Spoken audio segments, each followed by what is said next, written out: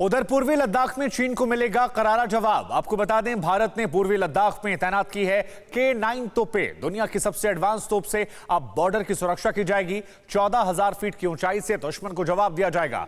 50 kilometre की दूरी तक हमला करने में K9 सक्षम है और जब इसकी तैनाती सरहद पर होगी तो दुश्मन के छक्के छूट जाएंगे।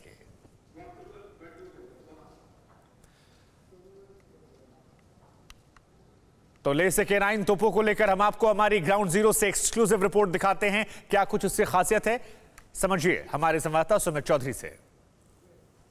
K9 वज्रा हॉविट्जर गन को 2017 में करीबन 5 रेजिमेंट्स को भारत की इंडियन आर्मी में शामिल किया गया था। मकसद था कि भारत को एक ऐसी आर्टिलरी गन चाहिए थी जो न सिर्फ दूरगामी इलाकों में, खास तौर पर पहाड़ी इलाकों में इसको ले जाया जा सके, बल्कि इसकी रेंज भी बहुत ज़्यादा हो।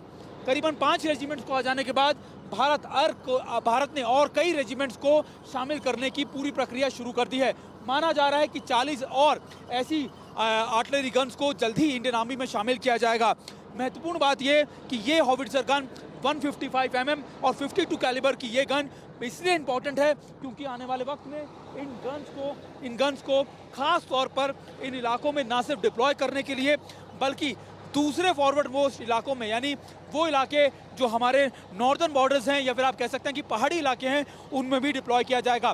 पहाड़ी इलाकों में अक्सर ऐसे रोड्स को, इंफ्रास्ट्रक्चर को भारत ने डेवलप किया है जिसको लेकर खास तौर पर 40 से 50 टन के इन आर्टिलरी गन्स को या टैंक्स को आसानी से मूव किया जा सकता है। यानी जो कह सकते हैं कि स्ट्रैटेजिक जो डिप्लॉयमेंट है वो की गई है और इसी के बेसिस पर स्ट्रैटेजिक इंफ्रास्ट्रक्चर को भी तैयार किया जा रहा है। यानी दोनों लिहाज से आपका इंफ्रास्ट्रक्चर, आपके इक्विपमेंट ऐसे हो कि वो इन पहाड़ी इलाकों में ऐसी भारी भरकम आर्टिलरी गन्स का बोझ ले सके और ऐसे मूवेबल आर्टिलरी गन्स को फॉरवर्ड मोस्ट लोकेशंस में डिप्लॉय किया जा सके। खास बात यह है कि यह आर्टिलरी गन 30 सेकंड में करीबन 3 शेल्स को फायर कर सकती है। यानी हर 10 सेकंड में एक शेल को लगातार फायर किया जाता है, वो भी ऑटोमेटिक है। यानी पूरी तरीके से इसमें किसी तरीके से वो शेल्स को भरने की या ज़्यादा मैनुअल काम करने की ज़रूरत नहीं। इसके अलावा गन मशीन है जो आपके क्लोज टारगेट्स को अचीव कर सकती है, उनको टारगेट कर सकती है।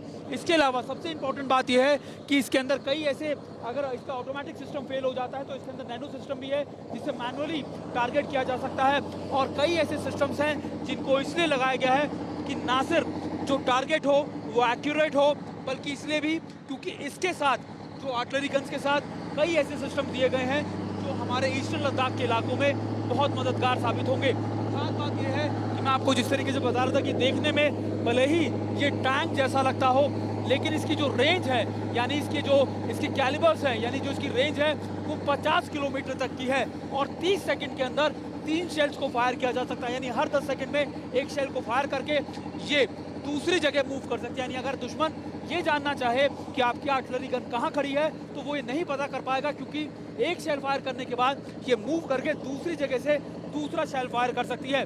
तो ये इसकी एक बेहतरीन खूबियाँ हैं जो ईस्टर्न लद्दाख के ऐसे इलाकों में भारतीय सेना के लिए बहुत मददगार साबित हो रही है। परवाह देश की, सोमवार से शुक्रवार रात 10 बजे TV9 भारतवर्ष पर।